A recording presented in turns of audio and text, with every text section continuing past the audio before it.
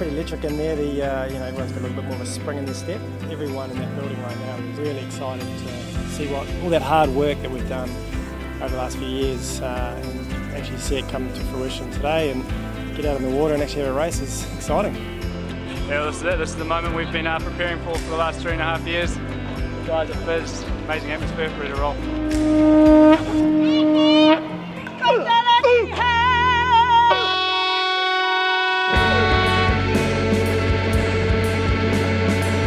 It was completely different to training. Out there, the buzz was just immense. There was so many boats.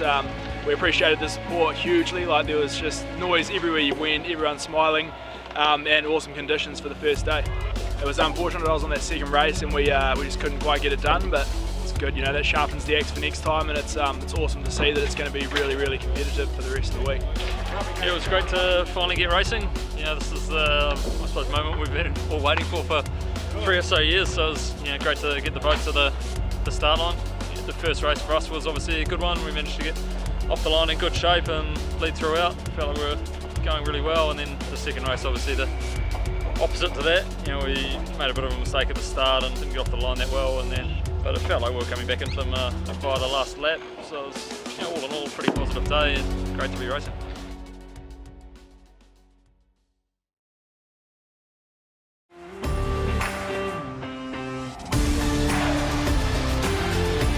This is the Sailing World on Water, March 12, 2021. Well, it's finally happened. Yesterday we saw the first 2 races of the 36th America's Cup between the defenders, Emirates Team New Zealand, and Italian challengers, Luna Rossa Prata Pirelli. The result? 1 win to each. The highlight? The first punch by Jimmy Spithill, the Aussie helmsman on the Challenger, who luffed up to get a penalty against the Kiwis. He failed, and as these boats are so close in speeds, he paid the price of losing. In the next race Kiwis had a slow start, so they were beaten in a classic, gaming drag race, which this event has been described. You must do everything right on these boats, or you will pay dearly. The next races are tomorrow Friday, so keep watching the World on Water. For the rest of this week's show, Sail Down Under are at the South Australian VX1 Championships. The Sydney Harbour Regatta was on at the Middle Harbour Yacht Club. We paid tribute to British sailor Sam Davies, who had to retire from the Vendee Globe race because of keel damage, but had it fixed, and she continued on to save the lives of 102 children. Thank you, Sam. The unofficial World Championships for 18-foot skiffs, the JJ Giltenan, is now on Sydney Harbour, and we feature race 3. The Royal Hong Kong Yacht Club youth sailing team are out to practice in their foiler. These boats are wicked. Now over to South Australia.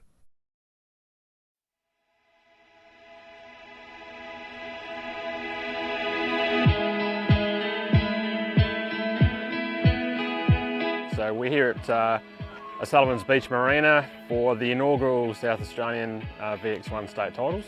We've got 3 boats in the state now, and we thought it was about time we put this event on to try to generate some more interest. We've got some interstate visitors over, which has been great. We've got Rob Douglas, past Taser champion, and Adrian Finglass, very good credentials from Melbourne. They're a fantastic one-design boat, very easy to sail in most conditions, especially for guys that have maybe come from skiffs and are a bit tight in the bones, but still with the same speed and thrills.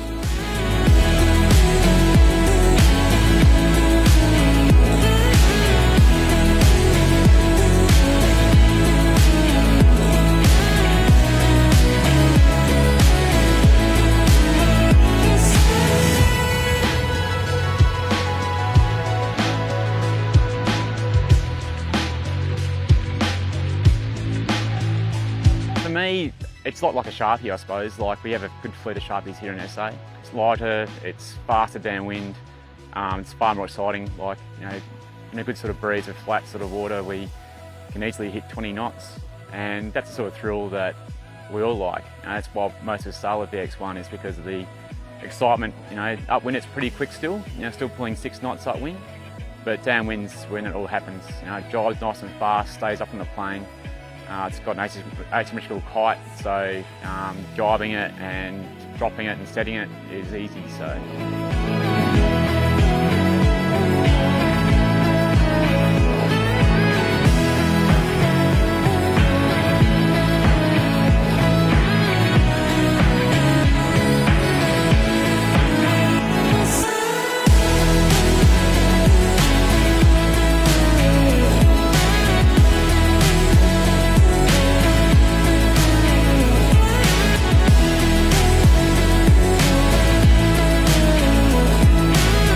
The boat is fast, it's agile, and it's a boat that's excellent for coastal sailing or on the lakes in Canberra and places like that. So it gives good diversity. The speed of the boat is great, so it's excellent when the winds are up.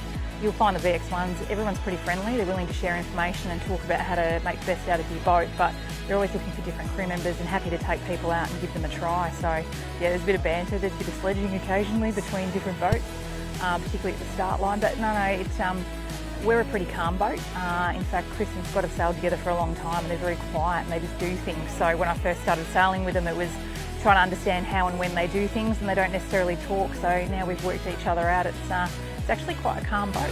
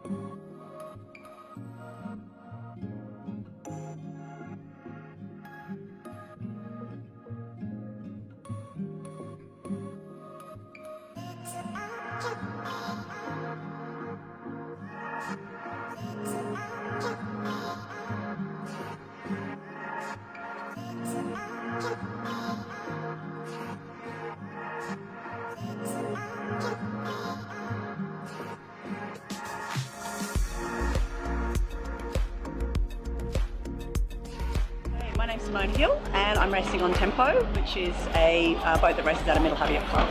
It's amazing to be back. There's a whole new energy in the club, but we've been closed for a little while, so it's good to have all the boats from different clubs all competing together on one race course. The regatta last year was one of the last ones we had before COVID shut us down, so it's like first day of school, having everyone back together. I've been a member of Mid Harbour for a very long time, so I've been fortunate to race in a number of these Sydney Harbour regattas, I think approximately 5, which means, I've seen it grow and evolve. There's so many boats racing this time around, and to have fleets offshore, inshore in different parts of the harbour, and so many participating from different clubs made it more exciting than usual.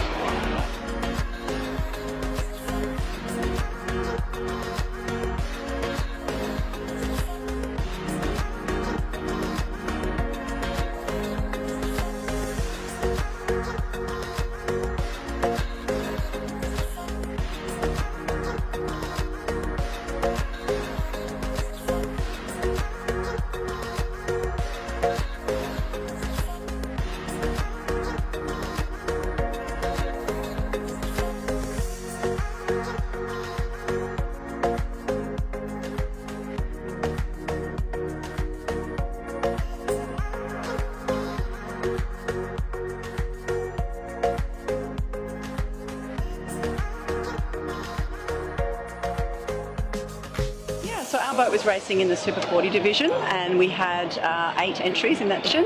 3 were the same MC38s. We had a couple of boats come down from Pittwater. Very close, very exciting racing, meaning close finishes, which means it kept us all on our toes. We did have 2 other fleets starting 5 and 10 minutes after us. At sometimes that meant that we were all quite close together, the J70s, but it didn't cause any problems. The race committee did a great job.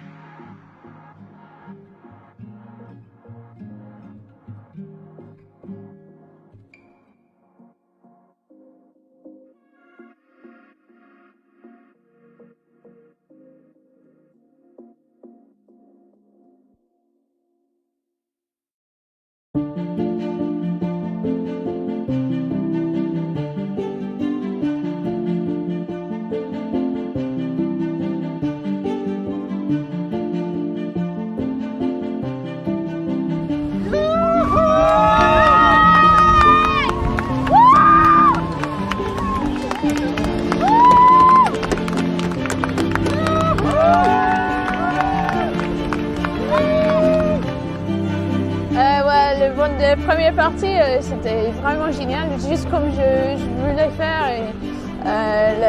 J'ai adoré le bagarre dans les premiers 10 et puis c'était vraiment la mauvaise chance, la roulette russe de heurter un ovni. Et heureusement, le projet Initiative Yacht, c'est pas qu'un projet de sportif, il y avait cette deuxième objectif qui, pour moi, donne facilement la réponse si je participe pas, c'est pour sauver les enfants.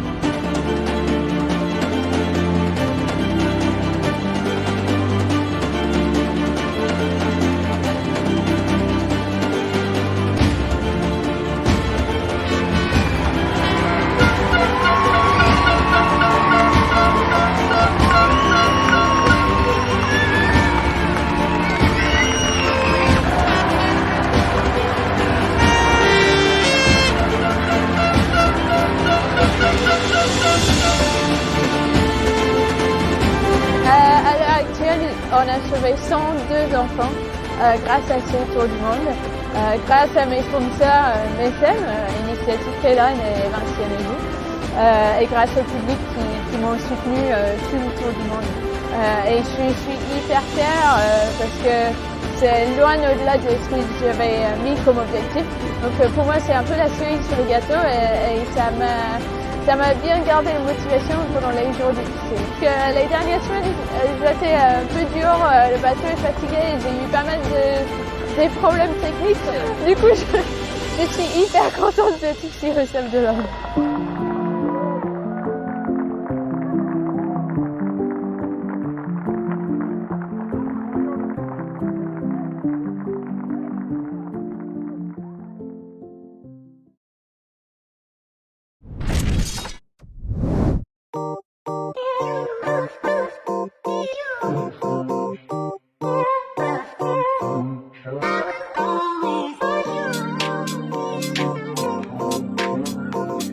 Bit of a surprise to actually get some racing in today because the weather forecast was looking very ordinary and light, but yeah, it was a bonus to get 2 races in, and the racing was close. Managed to come home with a win in the last race, which is good, and it'd be good. 2023 January we've got the Nationals in South Australia. Venue yet to be decided, but yeah, there's a short list at the moment, so I'm sure these guys will be coming back, and we look forward to probably doubling our state title fleet next year.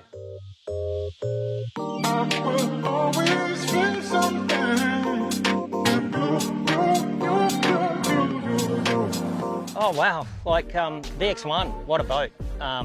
Incredible little machine, one design, lightweight, it's all the things that you've ever looked for in a boat. And I jumped into it about, I don't know, 12 weeks ago or in January, sometime late January, and it's just been an awesome journey since then. I've just been learning heaps about the little boat. For the price point, you just can't get a better platform.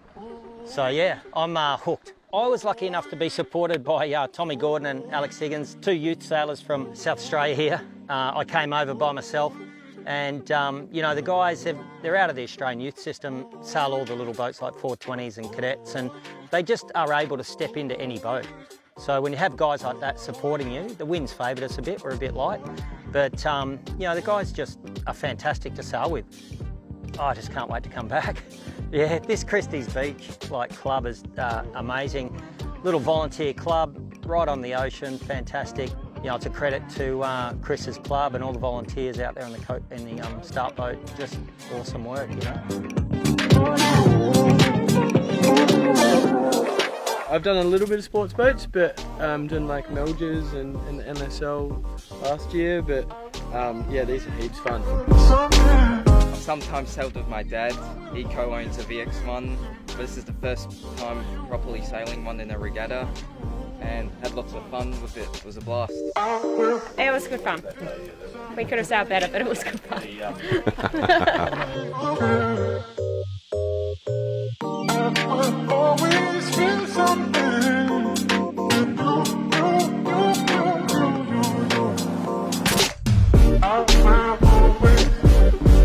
The inaugural state titles, yeah, which is good. So the class is emerging in this state, and Christine is working very hard to build that class.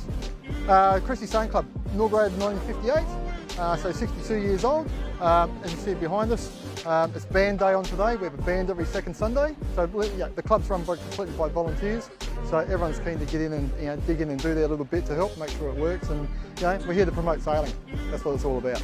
Yeah, we've run a few state titles, so happy to have the VX1s here. I went with Chris over to New South Wales state titles, and so I've sailed the boats as well. Beautiful little boat to sail, comfortable, fast, exciting, exhilarating. And it's a good thing that all ages and both genders get on it and sail the boats and equally as competitive as each other.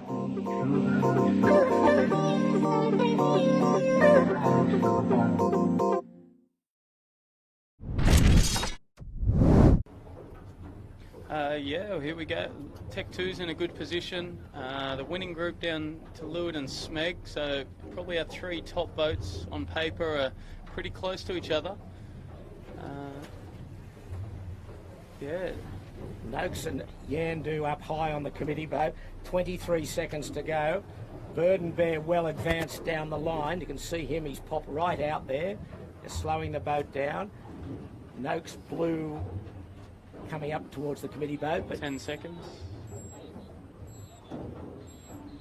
Here we go. 5, 6, 4, 3, 2, 1. Great start by Tech 2. All clear, I think. All clear. Tech 2, a lovely start. About 5 boats down from the committee boat. Yandu got the committee boat end. Here, right down the pin end was Bird and Bear. And Lazarus Partners. Winning Group got away very well, but you can see their small rig against the big rigs. Let's see how much of an advantage there is between Tech 2 and Winning Group. Both got away to good starts. Finport got caught there, right behind the pack. He had to bail out quickly and get onto port as quick as he could.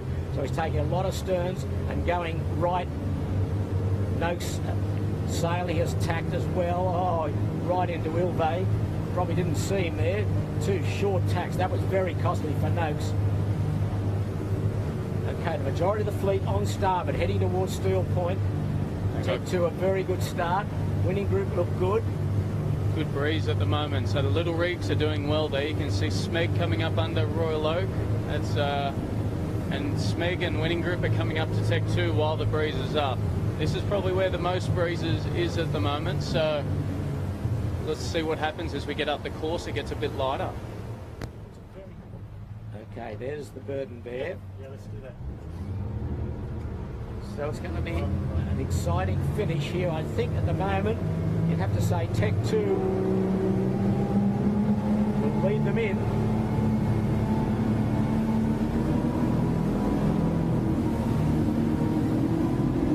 There they go, Tech 2 in the distance, Winning Group and Yandu. Can Father hold Sun out. Second place. So it'll be a long starboard jibe and a short port into the finishing line with the breeze gone left.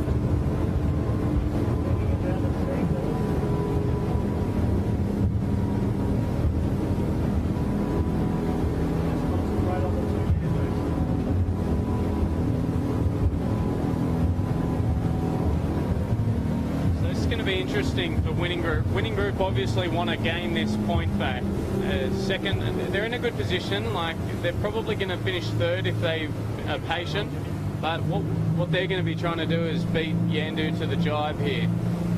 If Yandu jibe too early, Winning Group might go for a one and in left, which is 1 jibe to the finish.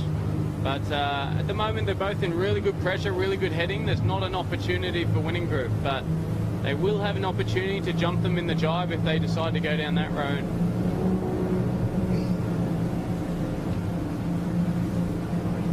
Great crew work on all 3 boats as Smeg jibes, probably into the finish.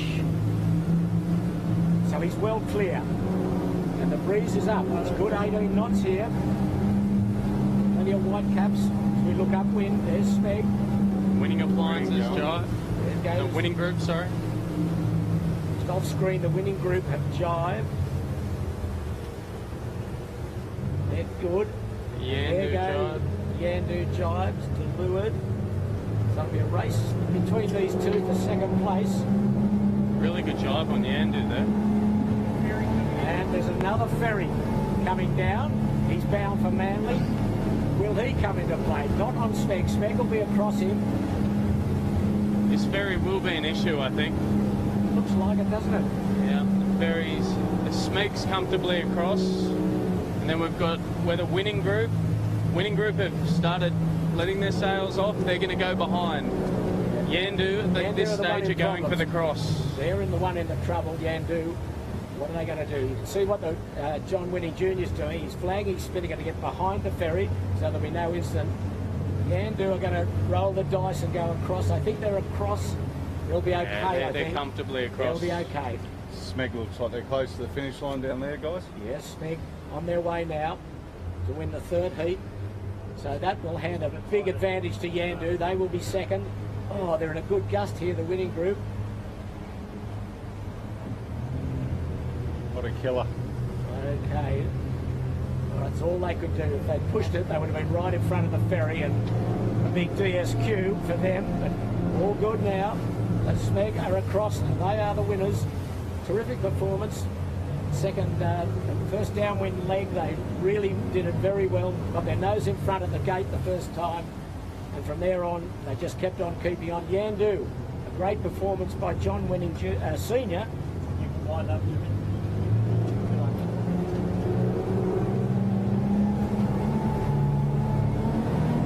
say that the ferry ruined any chance that the winning group had. These guys are on ley line here on winning group. Here they go. Third. Smoking up behind them is the Bird and Bear. Bad job on these guys. Just ahead for winning group.